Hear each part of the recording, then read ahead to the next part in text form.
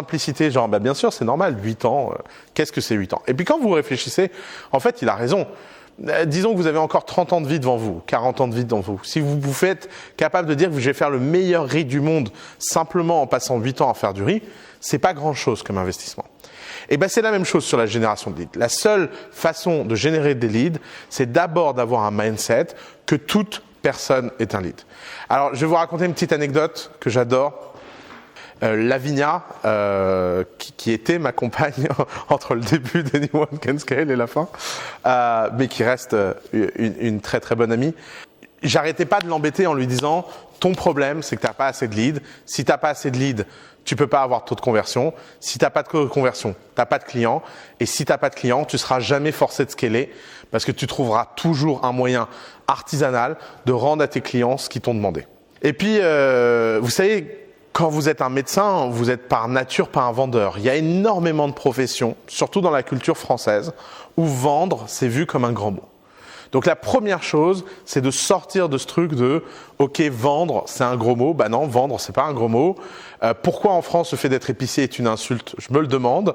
On a tous besoin d'être dans ce mode où on croit dans ce qu'on fait et donc on vend en permanence. Et si on vend en permanence, ça veut dire quoi? Ça veut dire que tout est une opportunité de vente. Et j'arrivais pas à la débloquer et c'était une source de tension entre nous. Vous allez dire, pas étonnant qu'elle l'ait quitté. Ouais. Et puis au bout d'un moment, j'étais dans un Uber et j'ai eu cette idée. J'étais dans le Uber et je me suis dit, tiens, le chauffeur Uber là, c'est un client potentiel. Et j'ai commencé à dire au chauffeur, vous savez, Lavinia, elle fait un truc de santé, vous devez être très stressé comme chauffeur, vous devriez essayer, etc. Et j'ai commencé à vendre dans le Uber, à des années-lumière de ce que Lavinia considère être un environnement de vente. On peut se dire, les gens qui ne vendent pas sont des gens qui ont peur de vendre. Et quand on a peur de vendre, on pense que la seule façon de vendre, c'est d'avoir un cérémonial extraordinaire qui s'appelle moment de vente. C'est pas l'idée qu'à chaque minute, dans la rue, comme ça, on peut vendre à quelqu'un. Et évidemment, le chauffeur Uber était intéressé. Lavinia a commencé à répondre aux questions. À la fin du trajet, il a donné sa carte à Lavinia. Lavinia a follow-up avec lui dans les 10 minutes. 15 minutes après, il allait en ligne et il a acheté un kit sur akesio.com. Et à ce moment-là, j'ai vu un déclic. Et quelques semaines plus tard, on ne pouvait plus prendre un Uber sans que Lavinia était en mode pitch. C'était devenu invivable pour moi. Alors j'étais très heureux à titre professionnel, un peu moins à titre personnel. Mais je me suis dit, putain, c'est incroyable. Et puis à un moment, Lavinia me dit, mais en fait, tu sais quoi, on n'a pas assez poussé ce truc. Je devrais prendre que des Uber Pool. Parce que dans les Uber Pool, j'aurai le chauffeur et les autres gens. Comme pour mon métier, je prends un Uber 5 fois par jour. Si dans chaque Uber, j'ai 2-3 personnes, ça fait 15 leads par jour que je peux convertir.